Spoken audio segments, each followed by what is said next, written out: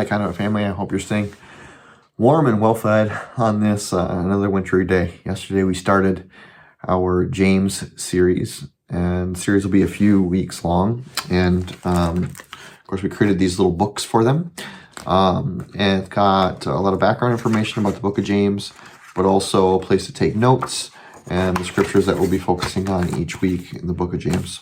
So, we talked about yesterday how James has a lot of large pills, right?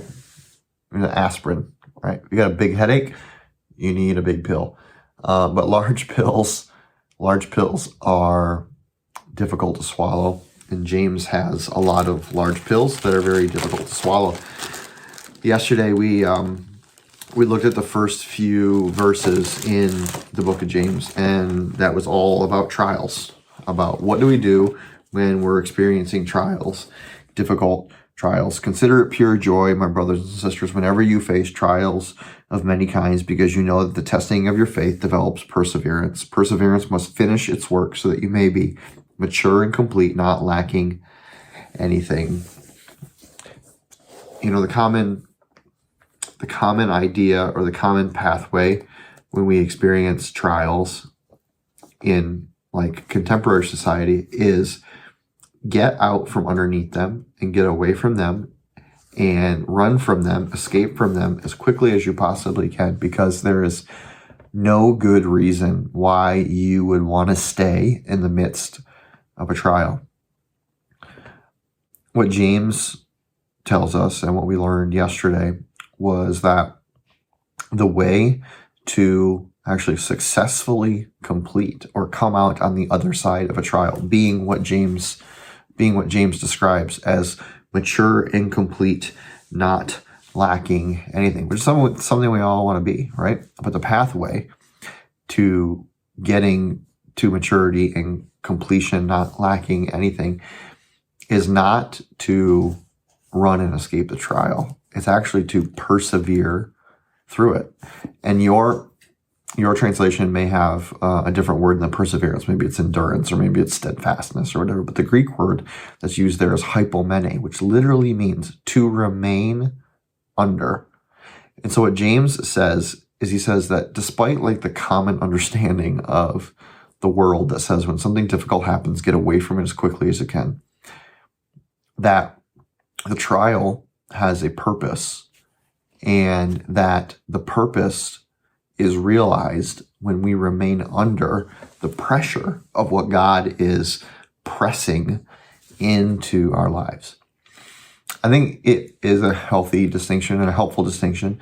And if you weren't here yesterday or didn't get a chance to watch online, I would encourage you to go back and listen to the whole message. But it is an important distinction for us all to ask, what is the difference between a trial, a temptation, and a consequence? So we dealt with that a little bit yesterday, but a trial is generally something that is allowed or caused by God, and when embraced, can be a tool for our growth, our spiritual growth, our mental, emotional growth. A temptation is something that is not from God, but it is an enticement towards sin, like James says in James chapter 1, verse 13. And then a consequence is simply the natural fallout for the decisions, the patterns, the habits, the things that we do.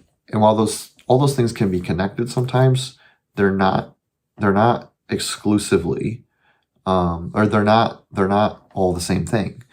And so a trial has one pathway, right, to get to the end of it. A temptation has one pathway to get to the end of it. A consequence has one pathway to get to the end of it.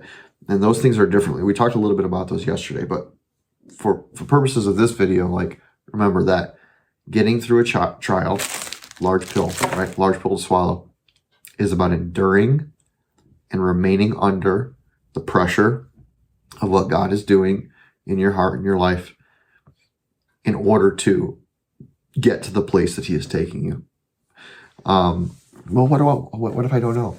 What if I don't know what I'm going through? What if I don't know if this is a trial or a temptation or a consequence? Or what if I don't know what to do in the midst of this? James says, if any of you lacks wisdom, you should ask God, who gives generously to all without finding fault, and it will be given to them. You see, commonly we think like, well, how do I figure out what's going on here? And we skip or we miss one of the most easy answers to that question. Ask God. He knows.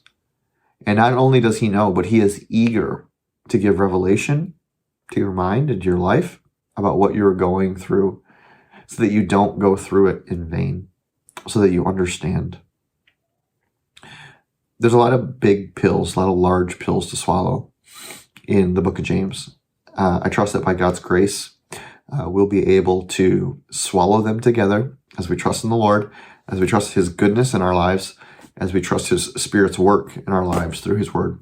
So I'm praying for you, Conduit. I hope this video finds you well.